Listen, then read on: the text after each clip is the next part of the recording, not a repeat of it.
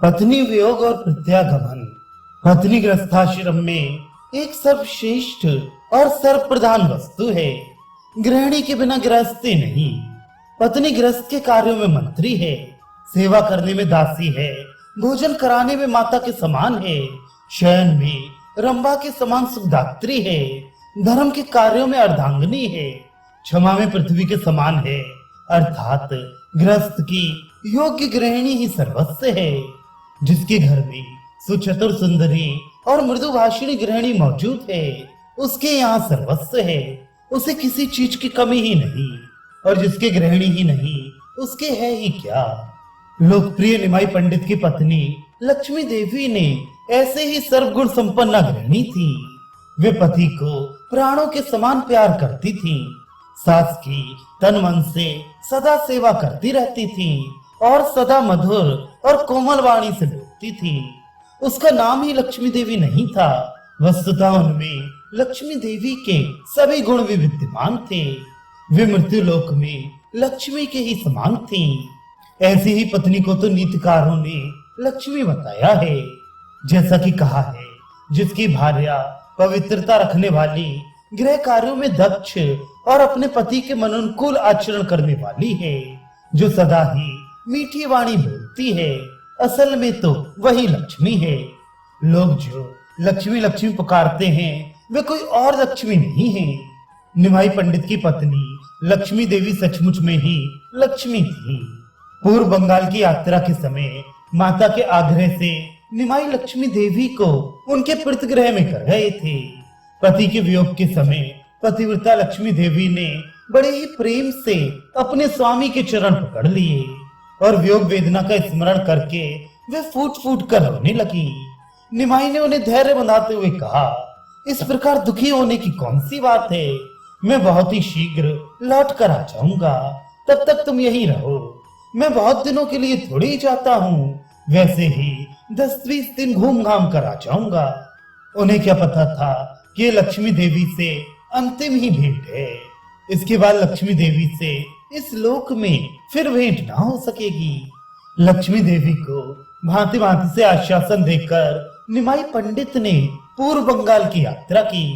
इधर लक्ष्मी देवी पति के वियोग में खिन्न चित्त से दिन गिनने लगी। उन्हें पति के बिना ये संपूर्ण संसार सूना ही सूना दृष्टिगोचर होता था। उन्हें संसार में पति के सिवा प्रसन्न करने वाली कोई भी वस्तु नहीं थी। प्रसन्नता की मूल वस्तु के अभाव में उनकी प्रसन्नता एकदम जाती रही। वे सदा उदासी बनी रही। उदासी के कारण उन्हें अन्न जल कुछ भी अच्छा नहीं लगता था। उनकी अग्नि मंद हो गई, पाचन शक्ति नष्ट हो गई और गृह ज्वाला के ताप से सदा ज्वर सा रहने लगा। पिता ने चिकित्सकों को दिखाया, परंतु बेचारे संसारी वैद्य इस रोग का निदान कर ही क्या सकते हैं। वात, पित्त, कफ के सिवा वे चौथी बात जानते ही नहीं हैं। ये इन तीनों से विलक्षण ही धातु विकार व्याधि है। इस कारण वैद्यों के उपचार से कोई विशेष लाभ नहीं हुआ। धीरे धीरे लक्ष्मी देवी का शरीर अधिकाधिक क्षीण होने लगा। किसी को भी उनके जीवन की आशा न रही। वे मानो अपने अत्यंत क्षीण शरीर को अंतिम बार पति दर्शनों की लालसा से ही टिकाई हुई थी, किंतु उनकी अभिलाषा पूरी न हो सकी। निमाई पंडित को पूर्व बंगाल में अनुमान से अधिक दिन लग गए। अंत में बड़े कष्ट के साथ वियोग व्यथा को न सह सकने के कारण अपने पति देव के चरण चिन्हों को हृदय में धारण करके उन्होंने इस पांच भौतिक शरीर का त्याग कर दिया। वे इस मृत्यु लोक की भूमि को त्याग कर सतियों के रहने योग्य अपने पुण्य लोक में पति मिलन की आकांक्षा से चली गईं। घर वालों ने रोते रोते उनके सभी संस्कार किए। इधर निमाई पंडित को पूर्व बंगाल में भ्रमण करते हुए कई मास बीत गए। अब इन्हें घर की चिंता होने लगी। इन्हें भान होने लगा कि हमारे घर पर जरूर कुछ अनिष्ट हुआ है। हृदय के भाव तो असंख्य कोसों पर से हृदय में आ जाते हैं। लक्ष्मी देवी की अंतिम वेदना इनके हृदय को पीड़ा पहुंचाने लगी। इन्हें अब कहीं आगे जाना अच्छा नहीं लगता था, इसलिए इन्होंने साथियों को नवद्वीप चलने की आज्ञा दी। आज्ञा पाकर सभी नवद्वीप लौट चलने की तैयारियां करने लगे। बहुत से नवीन छात्र भी विद्योपार्जन के निमित्त इनके साथ लिए थे। उन सभी को साथ लेकर ये नवद्वीप की ओर चल पड़े। इन्हें काफी धन तथा अन्य आवश्यक वस्तुएं भेंट तथा उपहार में प्राप्त हुई थी। थोड़े दिनों में ये फिर नवद्वीप में ही आ गए। इनके आगमन का समाचार बिजली की तरह नगर में फैल गया। इनके इष्ट मित्र स्नेही तथा पुराने छात्र दर्शनों के लिए इनके घर पर आने लगे। ये सभी से यथोचित प्रेम पूर्वक मिले।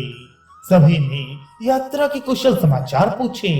इन्होंने सबसे पहले अपनी माता के चरणों को स्पर्श किया।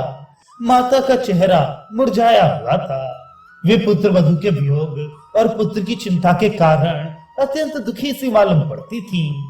चिरकाल के बिछड़े हुए अपने प्रिय पुत्र को पाकर माता के सुख का वारा पार न रहा। गौ जिस प्रकार बिछड़े हुए बछड़े को पाकर उसे प्रेम से चाटने लगती है, उसी प्रकार माता निमाई के युवा शरीर के ऊपर अपना शीतल और कोमल कर फुलाने लगी। उनकी आंखों से निरंतर प्रेमाश्रु निकल रहे थे। निमाई ने हंसते हुए पूछा, अम्मा सब कुशल से तो है? मुझे अनुमान भी नहीं था कि इतने दिन लग जाएंगे। तुम्हें पीछे कोई कष्ट तो नहीं हुआ? पुत्र के ऐसा पूछने पर माता चुप ही रही। तब किसी दूसरी स्त्री ने धीरे से लक्ष्मी देवी के परलोक गमन की बात इनसे कह दी। सुनते ही इनके चेहरे पर दुख, संताप और वियोग के भाव प्रकट होने लगे। माता और भी जोरों के साथ रुदन करने लगी। निमाई की भी आंखों में अश्रु आ गए।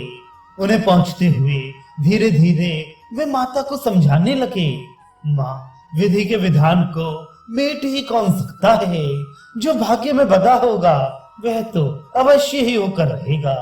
इतने ही दिनों तक तुम्हारी पुत्र वधू का तुमसे संयोग बता था, इस बात को कौन जानता था? माता ने रोते रोते कहा, बेटा अंतिम समय में भी वह तेरे आने की ही बात पूछती रही।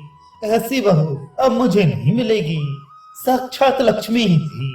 निमाई यह सुनकर चुप हो गए। माता फिर बड़े जोरों से रोने लगी। इस पर प्रभु ने कुछ जोर देकर कहा, अम्मा अब चाहे तू कितनी भी रोती रहे, तेरी पुत्र वधू तो अब लौट कर आने की नहीं, वह लौटने के लिए नहीं गई है। अब तो धैर्य धारण से ही काम चलेगा। पुत्र के ऐसे समझाने पर माता ने धैर्य धारण करके अपने आंसू पहुंचे और निमाई को स्नान आदि करने के लिए कहा। फिर स्वयं उन सबके लिए भोजन बनाने में लग गई। भोजन से निवृत्त होकर निमाई पंडित अपने इष्ट मित्रों के साथ पूर्व बंगाल की यात्रा संबंधी बहुत सी बातें करने लगे और फिर पूर्व की भांति पाठशाला में जाकर पढ़ाने लगे।